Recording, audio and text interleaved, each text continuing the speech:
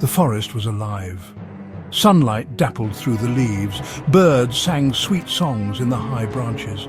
A small stream chuckled as it tumbled over mossy stones. This was Riven's domain. He was a wolf, strong and fierce. His coat was the colour of shadow. His eyes were sharp as flint. All creatures trembled at the sound of his paws on the forest floor.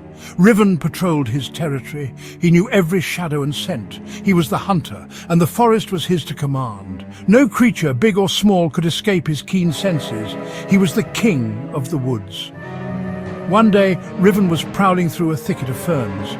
He could smell the damp earth and the sweet scent of honeysuckle. He was hungry, and his sharp nose was searching for prey.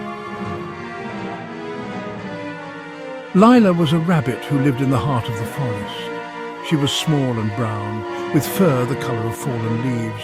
But what Lila lacked in size, she made up for in wit. Her nose twitched, alert to every danger. Her long ears could hear the quietest whisper on the wind. Lila knew Riven was a fearsome hunter. She had seen him stalk his prey.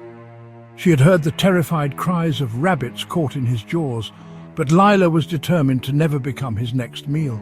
She knew that brains were often more valuable than brawn. One sunny afternoon, Lila was nibbling on clover near her burrow. The air was warm and the scent of wildflowers filled the air, but a low growl sent a shiver down her spine. Riven was close.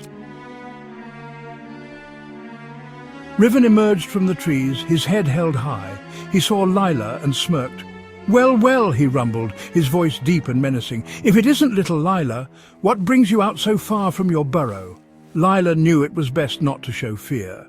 She sat up straight and met his gaze with steady eyes. "Just enjoying the sunshine, Riven," she replied calmly.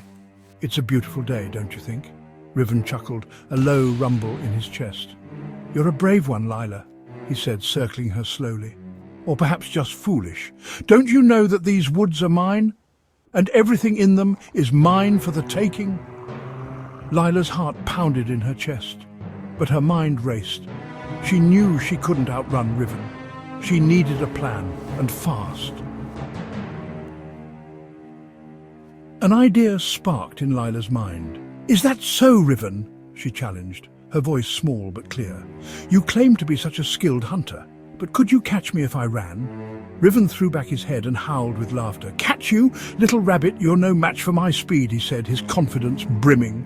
"Only one way to find out," Lila shot back. In a flash, she darted away. Riven roared and took off after her. The chase was on. Lila dodged and weaved through the trees, her small size an advantage. She could squeeze through tight spaces that Riven couldn't. She heard his frustrated growls behind her and knew her plan was working.